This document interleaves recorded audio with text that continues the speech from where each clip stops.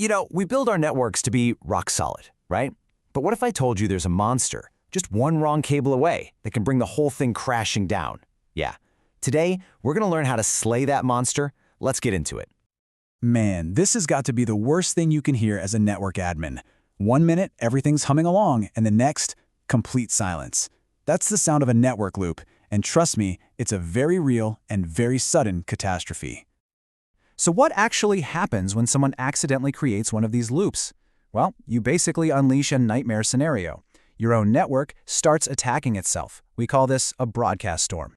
And the best way to think about it is, it's like an accidental DDoS attack on your own network. Seriously. These broadcast frames, they get stuck in this endless loop at layer 2, just copying themselves over and over and over until they completely clog up the works. Nothing gets through. And this chaos, it hits you in 3 big ways. First, that broadcast storm just hammers the CPUs on your switches. It pegs them at 100% until they just fail. Second, all your computers start getting flooded with the same data frame, over and over, just wasting precious processing power. And third, and this is a big one, your switches get totally confused.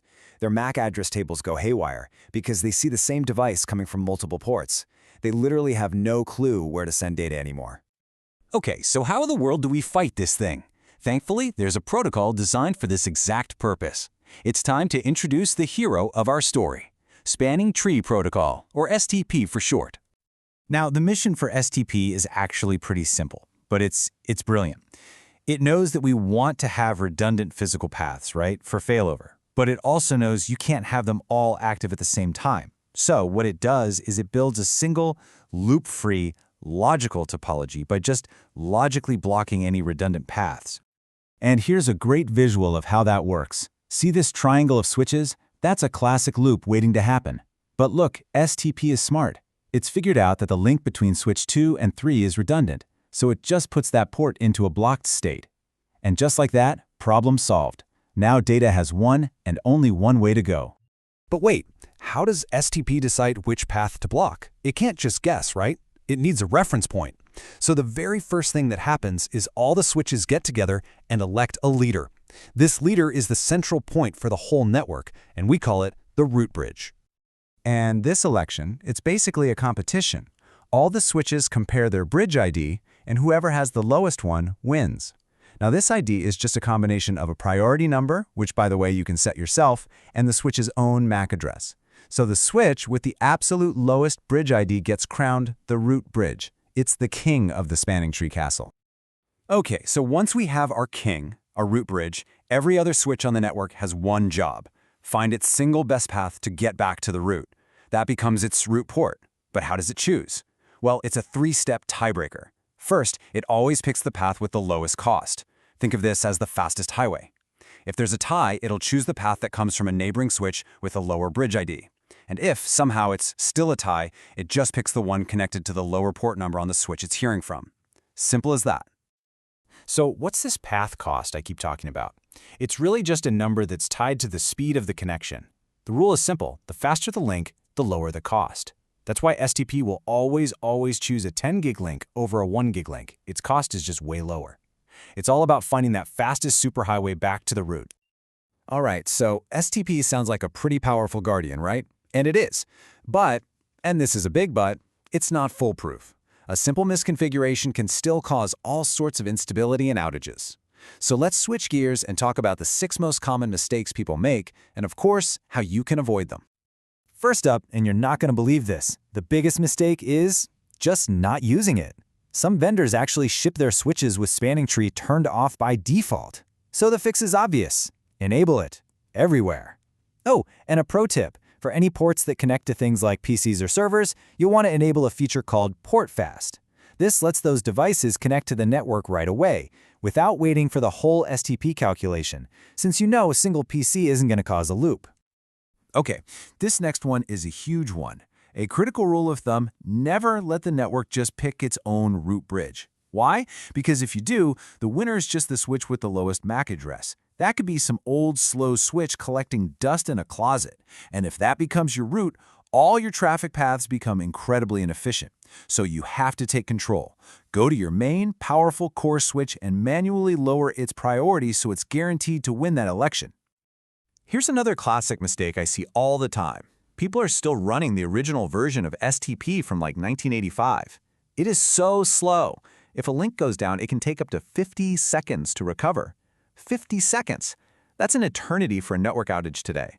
The fix is a no-brainer. Switch over to its much, much faster successor, Rapid STP. And that leads us right into the next point, which is all about consistency. You absolutely cannot have some switches running the old, slow STP, while others are on the new, fast RSTP. When you mix protocols like that, you get really unpredictable, unstable behavior. So, do yourself a favor, standardize your entire network. Pick one protocol, and it should probably be RSTP, and make sure every single switch is running it. All right, this next one's a little more advanced, but it's super important. You've got your Layer 2 world, which is where STP lives, and your Layer 3 world, where your default gateway is. Now, these two worlds have to be in sync. Let's say your STP root bridge is on switch A, but your main gateway, your HSRP master, is on switch B. What happens? Your traffic ends up taking this weird, inefficient, triangular path through the network. The solution? Make sure they're on the same box. Your STP root and your gateway master should be the same switch. That gives you the most direct, efficient traffic flow possible. And finally, for those of you running multiple spanning tree, or MSTP, the version that lets you group VLANs together, you have to be really careful with pruning VLANs on your trunk links. See, MSTP just kind of assumes that all the VLANs in one of its groups are available on all the trunks. If you go and prune one of those VLANs from a link, you might accidentally sever its only path back to the root bridge. And poof, that whole VLAN is now isolated. So the takeaway here is, plan your VLANs and your trunks very, very carefully. So we've mentioned upgrading to Rapid STP a couple of times, but I really want to hammer this point home because the difference is it's not just a small improvement, it's an absolute game changer. Okay, get this. With the original, old-school spanning tree, if a major link fails, your network can be completely down for up to 50 seconds. 50! Just think about that. Your entire office dead in the water for almost a full minute while it figures things out. That's just unacceptable today.